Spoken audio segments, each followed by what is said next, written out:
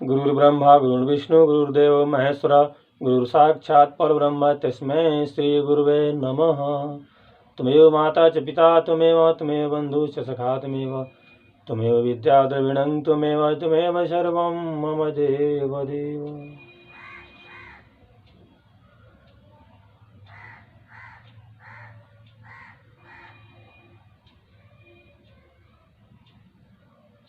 भागवत महात्म तीसरा अध्याय।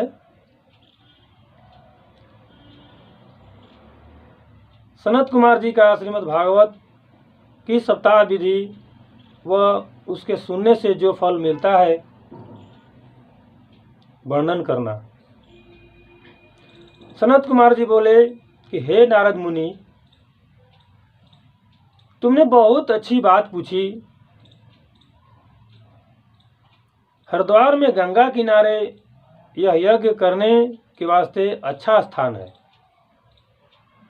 वहाँ पर वृक्षों की छाया घनी होकर बहुत से ऋषीश्वर व मुनीश्वर ज्ञान यज्ञ के चाहने वाले रहते हैं। उस जगह तुम्हारे कथारूपी यज्ञ करने से ज्ञान व वैराग्य भी तरुण होकर जाग उठेंगे। वह भक्ति का सब दुख छूट जाएगा। यह बात सुनकर नारद जी बोले, महाराज, बिना तुम्हारे चले वह यज्ञ नहीं हो सकता। बिना तुम्हारे चले वह यज्ञ नहीं हो सकता। इसलिए आप भी हमारे साथ चलिए। यह वचन सुनते ही सनकादिक चारों भाई व नारद जी बद्रिकाश्रम में चलकर हरिद्वार में गंगा किनारे आन पहुँचे। उन्होंने ऋषीश्वरों व मुनीश्वरों से जो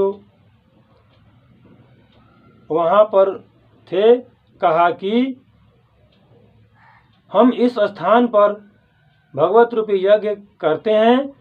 जिसको कथा रूपी अमृत पीना हो वह आनकर सुने। यह समाचार सुनते ही भृगु व वशिष्ठ व च्यवन व मेधातिथि व गौतम व परशुराम व विश्वामित्र व मार्कंडेय व वेद व्यास व पराशर आदि जितने ऋषीश्वर व मुनीश्वर उस तीर्थ पर रहते थे वह सब आए। और सिवाय ऋषीश्वरों के वेद जो मूर्तिमान हैं वह गंगा जी इत्यादि नदियाँ व गंधर्व व किन्नर व यज्ञ व गंगादिक 14 भुवन के लोग कथा रूपी अमृत पीने वास्ते उस ज्ञान यज्ञ में आनकर इकट्ठे हुए।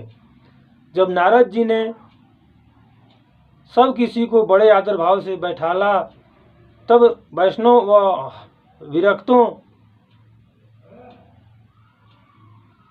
व महापुरुषों ने जय शब्द व शंख ध्वनि करना आरंभ किया। देवता लोग अपने अपने विमानों पर चढ़कर वह कथा सुनने के वास्ते आ पहुँचे। वह नारद रूपी यज्ञ पर फूल बरसाने लगे। तब सब श्रोता इस विचार में चित्त लगाकर बैठे कि देखे सनकादिक व नारद जी कौन लीला व कथा परमेश्वर की करते हैं।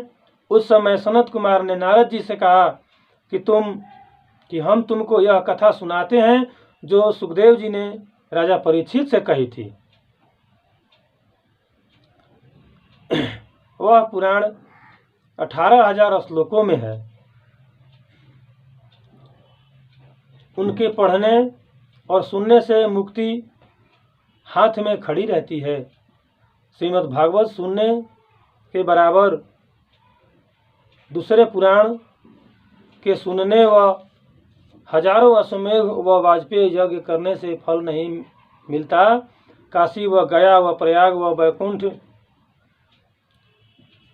काशी व गया व प्रयाग व कुरुक्षेत्र व पुष्करादि किसी तीर्थ का स्नान कथा सुनने के बराबर फल नहीं मिलता।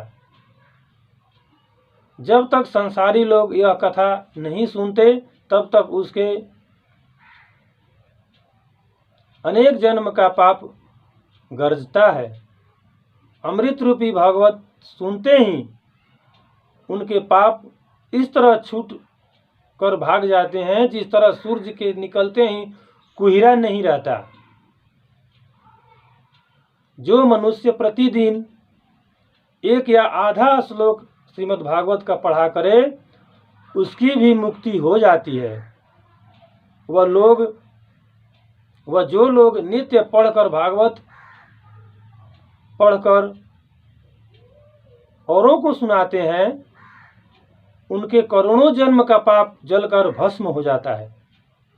जो कोई पोथी श्रीमद् भागवत सोने के सिंहासन पर धरकर वैष्णव व साधु को दान देता है उसे परमेश्वर अपनी ज्योति में मिला लेते हैं।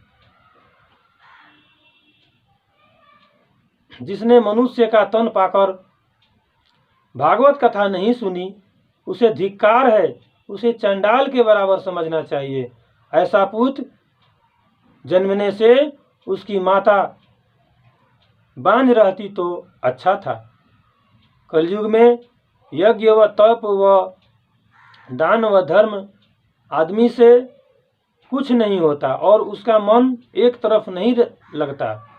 इस वास्ते पर ब्रह्म नारायण ने वेद व्यास जी का अवतार लेकर यह कथा बनाई है। जो कोई 7 दिन तक चित्त लगाकर इस पुराण का सप्ताह सुने उसको यज्ञ व तप व व्रत व दान सबका फल प्राप्त होकर मुक्ति पदार्थ मिलता है। प्रेम से बोलिए वृंदावन बिहारी लाल की जय।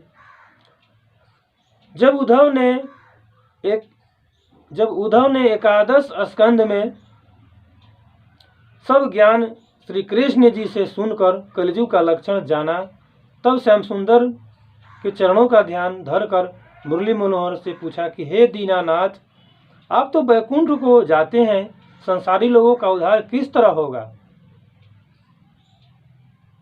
तब त्रिभुवनपति बोले कि हे उद्धव, तुम बद्रिकाश्रम में जाकर तप करो, तुम्हारी मुक्ति हो जाएगी। मेरे जाने उपरांत एक भगवत रूपी मूर्ति हमारी जगत में रहेगी। जो मनुष्य सप्ताह भगवत सच्चे मन से सुनेगा उसको हमारा दर्शन हृदय में हो जाएगा। संसारी लोगों का दुख छुड़ाने वाला यह पारायण समझना चाहिए। सिवाय इसके और कोई दूसरी वस्तु आदमी को माया रूपी जाल से छुड़ाने वास्ते उत्तम नहीं है। इतनी कथा सुनाकर सूत जी ने शौनकादिक ऋषिश्वरों से कहा कि जब सनत कुमार ने सप्ताह पारायण श्रीमद् भागवत का सुनाना आरंभ किया वह सब कोई सुनने लगे। तब उस अमृत रूपी कथा के सप्ताह से